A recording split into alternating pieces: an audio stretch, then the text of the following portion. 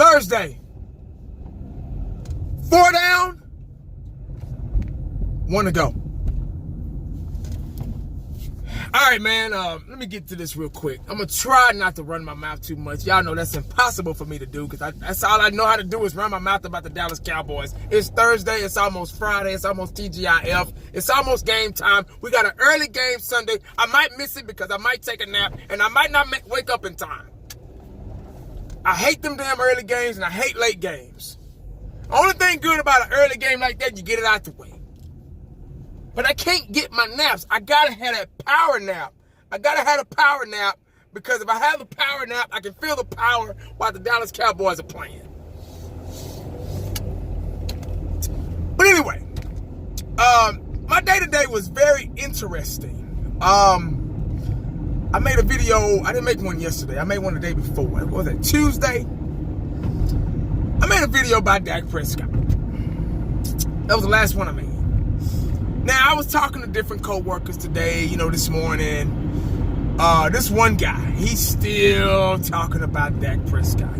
He's still on that boat, on that subject, topic, whatever. Oh, man, Dak's just got to go, man. I don't know, Dak got to go. Okay, I tried to change the subject so many times, but he just dead set on Dak Prescott having to go. He got to go. He wants him out of there now. He wants Cooper Rush or Mike White in there right now. Right now.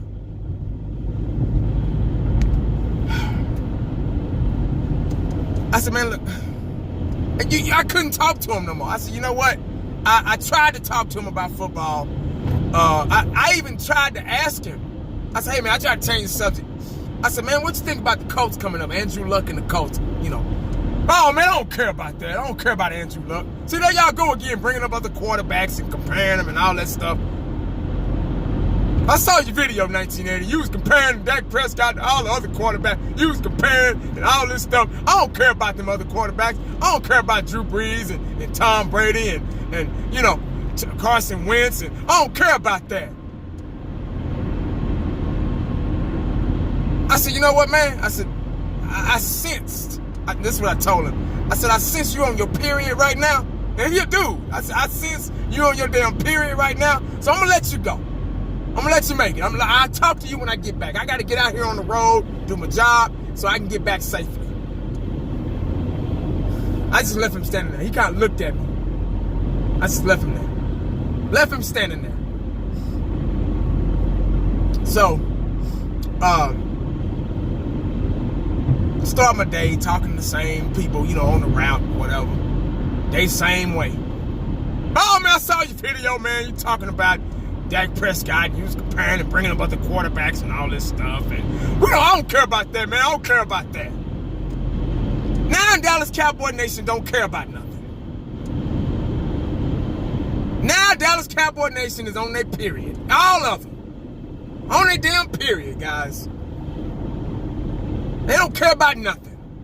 When you try to compare or use an example. Now, like I told them, like I told other people, I said, look here. I brought up other quarterbacks because of the simple fact. The simple fact. For example, quarterbacks are human. They make mistakes.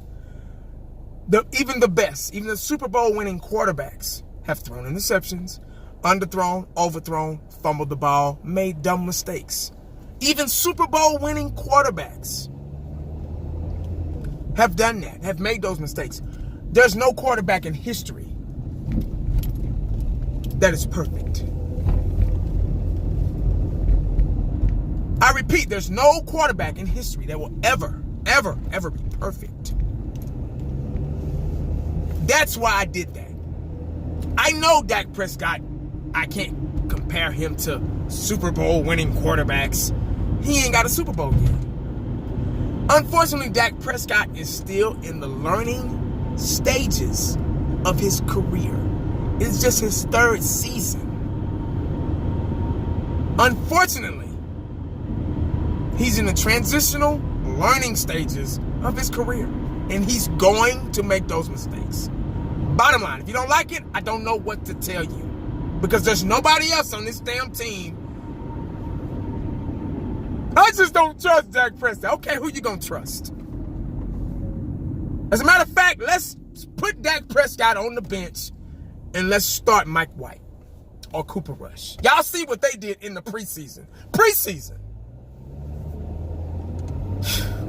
Let's put him on the bench. No more Dak Prescott. Let's see Cooper Rush on the Pepsi commercials and on the yogurt commercials and all that stuff.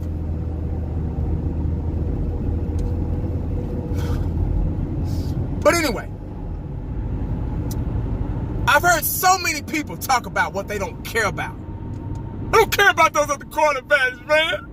I don't care about them. I'm on my period. I don't care about them other quarterbacks. I try to say, man, you know what? What's going on? I try to ask somebody else. What you think about, Andrew Luck in the Indianapolis Colts? I don't care about Andrew Luck. Damn. Well, what do you care about? Now, growing up, playing football, there was a thing that the coaches did called a scouting report. And a scouting report consisted of player profiles with height, weight, speed, weaknesses, strengths and weaknesses. Their playbook, what plays they like to play, what type of quarterback they have, what type of running back they have, offensive line, defense, etc. Scouting report. It also showed their most valuable players on the team, which 9 times out of 10 is probably going to be the quarterback or the running back or a receiver or something like that. Maybe a linebacker on the defensive side. Coaches do that then in college and now in the NFL. They've been doing it for years. For years. Since I was born, they were doing scouting reports. Now everything's on the computer. They, look, watch film and all that stuff and go online and, oh, look at this is what they do. They look at other teams. They go out and scout other teams, other quarterbacks, so they can know what to look out for. So they can tell you what to be ready for. What you're what you're up against next week. Your next opponent. Whatever. It's a scouting report. You have to worry about it. You have to care. If you don't, what's going to happen?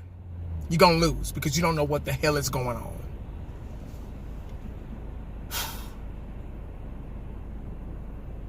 All the great quarterbacks had scouting reports done on them. So you can know their strengths and weaknesses. Those are things that you're going to need to know to master it. Just like my son, my 9-year-old son. He has spelling tests. I said, son, you better go in there and study. Oh, man, Daddy, I don't feel like studying. Okay, if you don't study, what's going to happen? You're going to fail.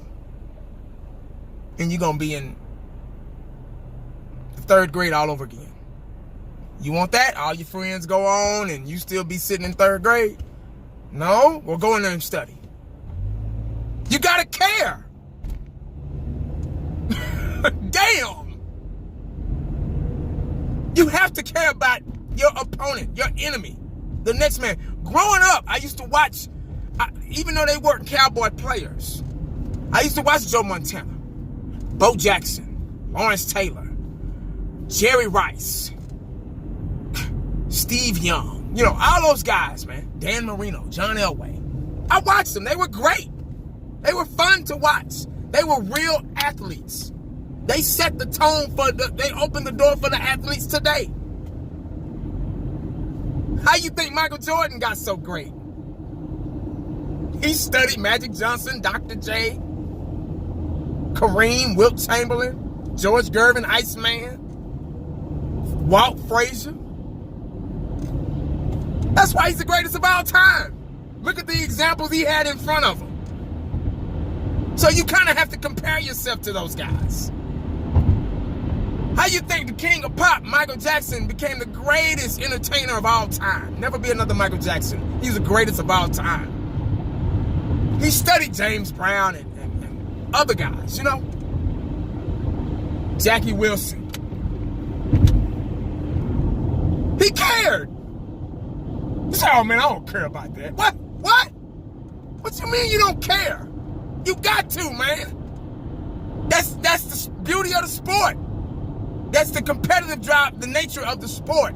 You got to care what other quarterback is doing what other wide receiver is doing what other team is doing what. You got to know what they doing so you can be ready.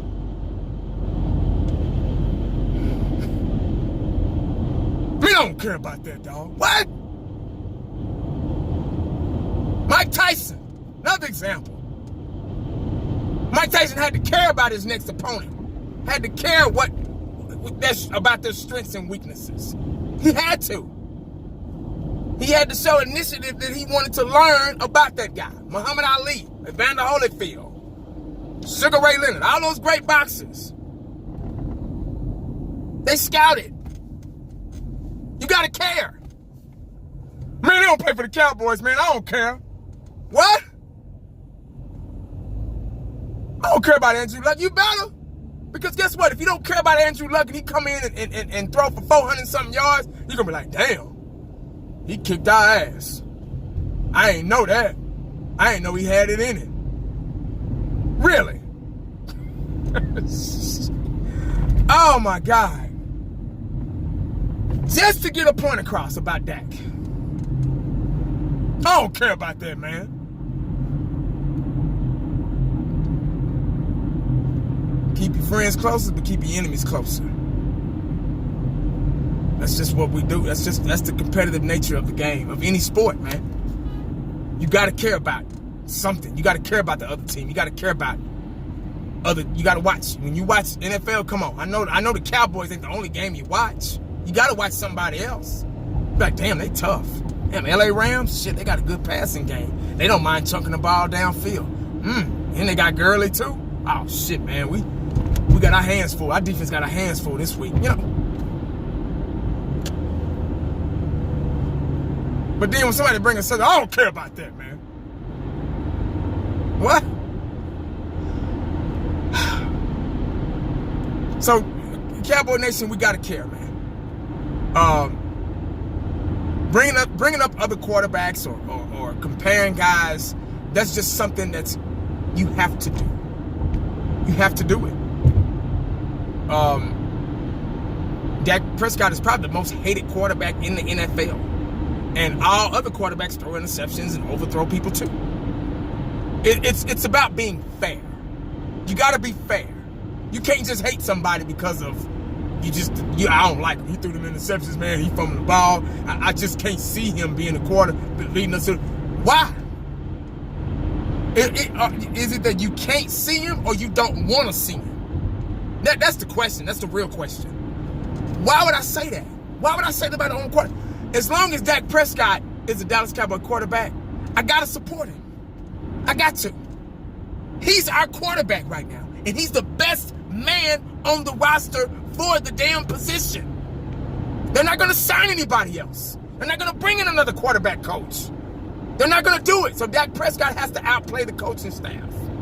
And he's been doing that. One guy on the video I made a couple days ago, he hit it right on the nose.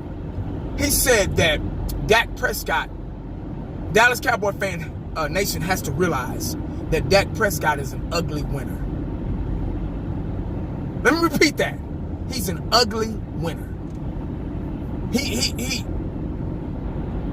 game is sloppy, but he gets the job done. Bottom line. Now that goes. Let me really break it down. Say this is what Dak Prescott reminds me of. Say your car break down, and you can't get to work, can't get to the store, can't drop your kids off at school. You can't provide for your family. You're SOL.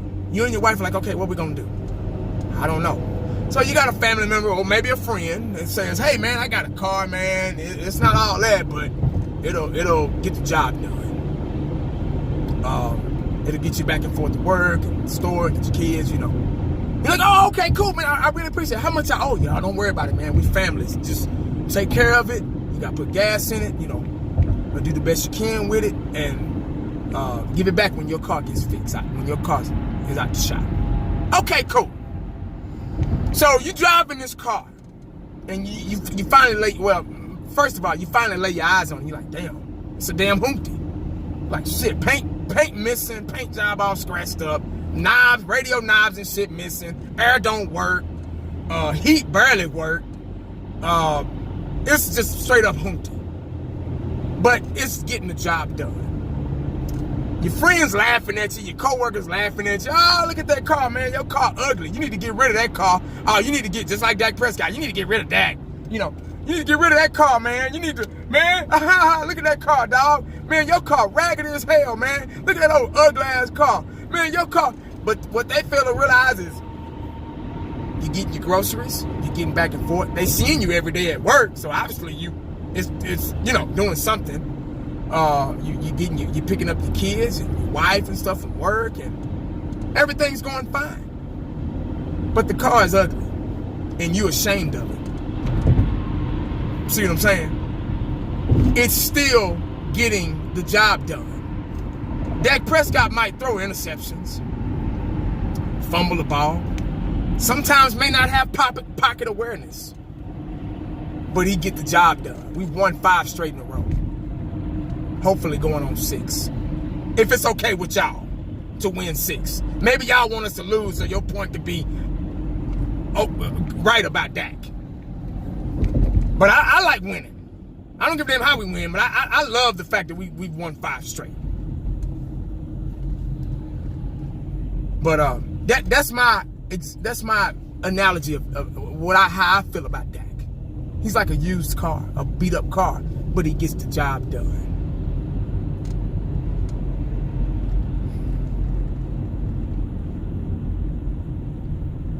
So y'all think about that.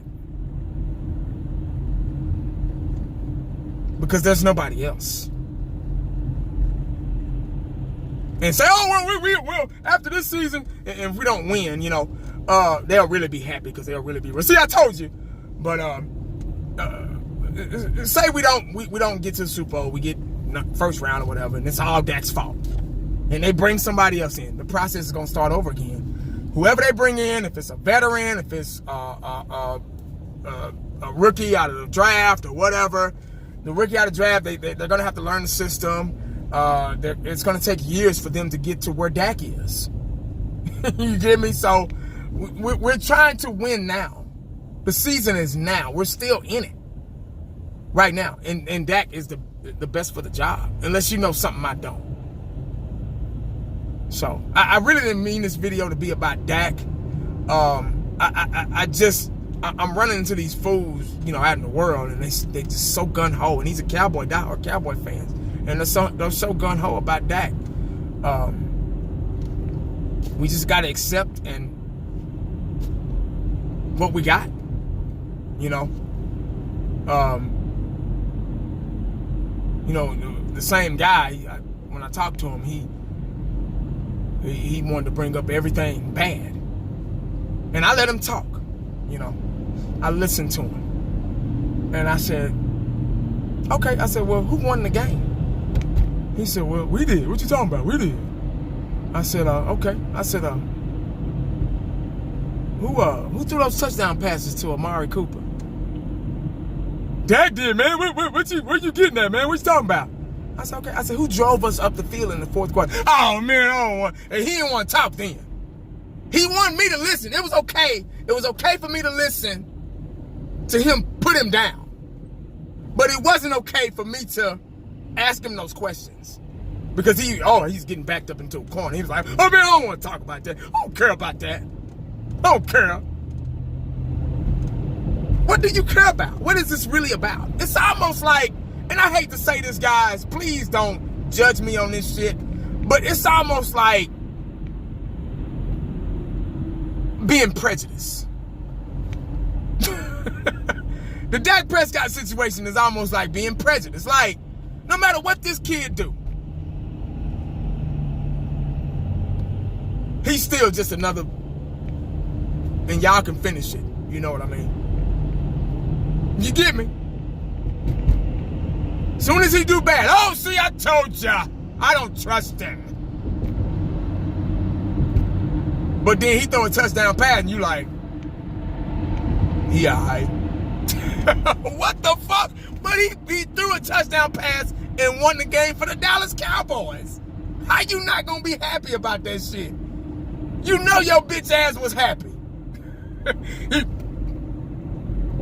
He alright. Remember that episode of Martin when Martin had got that job at the he was hosting that TV show and everybody was happy for him and Pam was like, it's alright.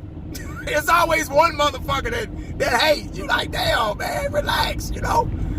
But that's just the world we live in, man. But that's all I got, man. I just kind of wanted to hit on that a little bit. That's like my 20th video. It's like deja vu. I was doing the same thing with Dez last year when we cut Dez. I made like 30, 40 videos about Dez Bryant. People were getting tired of me doing that shit.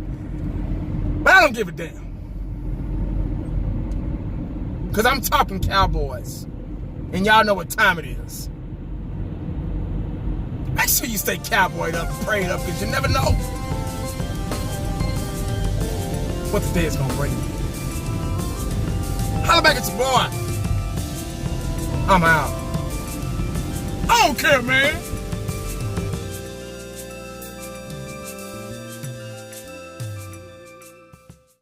And the only thing else I got to say is, how about them Cowboys? Yeah!